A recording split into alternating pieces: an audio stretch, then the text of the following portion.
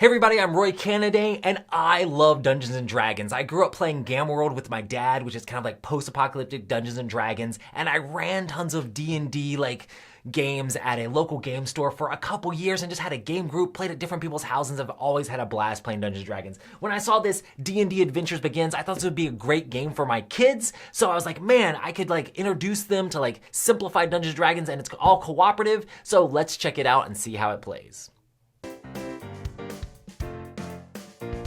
In D&D Adventure Begins, players are going to be moving along a path trying to get to the boss at the end here. I did set up the Beholder here with all of his gatekeepers along the path. Basically the way this is going to work is players are going to take turns moving up and then flipping over cards to see what happens.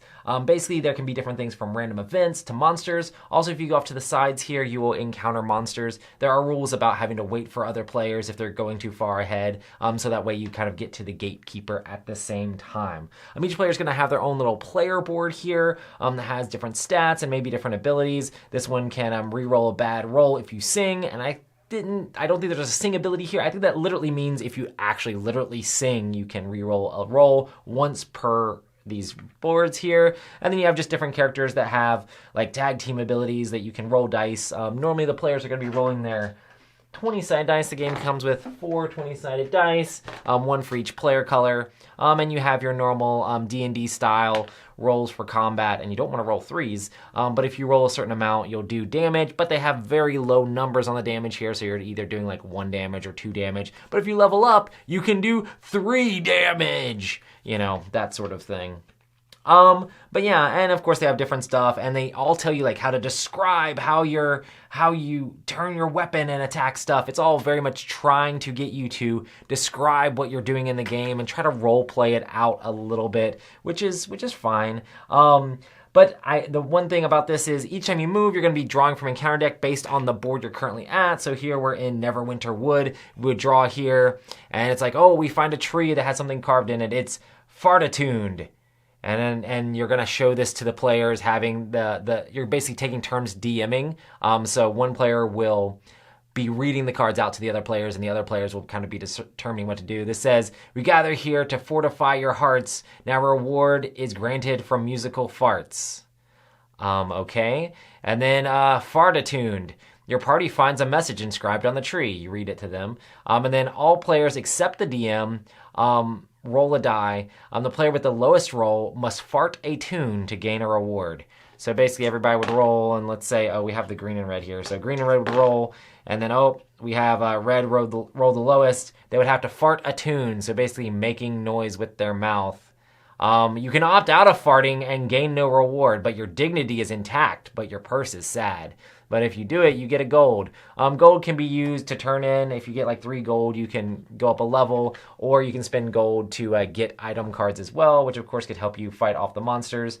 Let's see what some of these other ones are here. Let's say we went to another location here, and we'd flip this over. Drop some mad lips.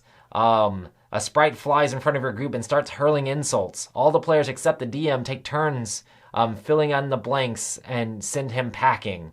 Your mother was a blank, and your father smelt of blank. That's just from Monty Python, I think. The DM chooses who has the most creative insult, and they gain a gold coin. It's interesting because it feels like it's very competitive with a bunch of these things, you get a gold coin or I get a gold coin. If it's a cooperative game, it seems like you should be trying to help each other all get the gold coins. But then there's also combat that you can come into when you go to the side locations or run into them in the deck. And it's basically going to be taking turns. You have a little counter here for the health of the monster. And I would roll my die, and it's okay, I'm gonna be here. I'm gonna try to do my Cloud of Daggers attack spell. I would roll. If I get a 5+, I do 1 damage. I hit a 20, so that's cool. I did 1 damage to him. I would mark this down, and he's now at 9, and then he would attack me back. He rolls a D10. Whenever the monsters are doing or anything the DDM does, they roll the D10, and this would be a 2 here, no hit, awesome. And then the Dragonborn guy could attack back against him. Okay, we're gonna do a sneak attack. Got 18, so he does 1 damage. Cool, now he's down to 8, and then he attacks me back here. And you're going to be rolling dice back and forth, doing 1 damage back and forth until you actually knock them out of all of their hit points. And then after you defeat, a player would get a coin and a thing there. You have all these little plastic coins, like little tokens that you can get for your character, and you can use these to level stuff up. And eventually you'll get to these gatekeeper spaces, which will be more monsters that you fight, just rolling dice back and forth. And then you'll go through more paths, reading stuff, like this, oh, stuck in the mud. A unicorn is trapped in the mud. Come up with a plan together. Then choose a player that rolls for the group outcome. So you make up a plan, but then that doesn't really change any of these stats or numbers here at all. So then one person's going to roll and like, oh, we got a 9. Oh, the plan backfires. So it didn't matter how good of a plan we made. It's just whatever the dice comes up with. Our plan doesn't affect the difficulty or the skill check that you have to do here. We just lose we all take a damage. You start with 10 health. That's going to go down. You're eventually going to get to the boss at the very end after you've gone through all of this stuff, fought a bunch of stuff, hopefully leveled up, got some cool item cards. Oh, a baby owlbear. Maybe we stole the owlbear's cub. And I mean, that sort of stuff can be fun if you role play it out. Then you're going to face off against the gigantic boss here, which you'll put the thing on and track his hit points as he goes along. After defeat, you get to read this, which is kind of cool. But yeah, that's basically the game. You're going to be rolling, doing a bunch of random stuff. You have to defeat all of the gatekeepers as you're going along, doing different quests and stuff like that, hopefully leveling up your character. You also have an item pack that has some words on there. Whenever you see the item pack thing here, you just come up with a story using those things, I guess, Book of Languages or Climbing Harness or stuff. I mean, it's very much trying to get you to role play and play this stuff out as you go along. That's basically how you play Dungeons & Dragons Adventure Begins. All right, so I'll be up front. I literally hate this game. I love Dungeons & Dragons, and I've played Dungeons & Dragons for years, and I've had a blast playing it. I love role-playing. I love getting into all of that stuff. But this is just... It has a little bit of D&D type stuff, but the way the stuff is written, the artwork, all that stuff is just not for me. I mean, I understand that some games there's wackiness and silly stuff where you got to make fart noises or jump up and down and stuff like that, but like that's not really what I enjoy about role-playing or D&D or anything like that. And the game itself is called a cooperative board game, where in a lot of these cards you're competing against the other players to try to get the gold, which I guess feels D&D-ish, you know, a little bit in some ways, but it doesn't feel very cooperative.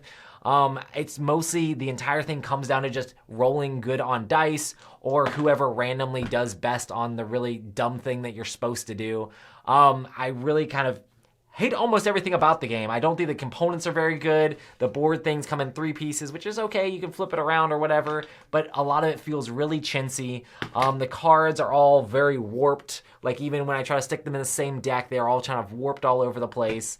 And it's just not very creative. Like even the stories and stuff they wrote on the cards just feel uninspired and uncreative. Like, oh, they're taken from this or taken from that, but not in a funny way and not like as an homage to something. D&D is such a rich world and has so much lore and theme behind it, and there could be a game like this that could easily like encourage real role playing, encourage a DM to help like make the game like better as the game goes along. I guess you could have fun with this, but that's really gonna have to be on you, like making the game fun itself. For me, this was just a major bust. Like I'm giving this game a 2. I don't enjoy it at all. I mean, it's okay. I mean, I would give it a 1. I probably should give it a 1, but it's just not something that I'm into. Siri even hates the game. But yeah, that is D&D Adventure Begins.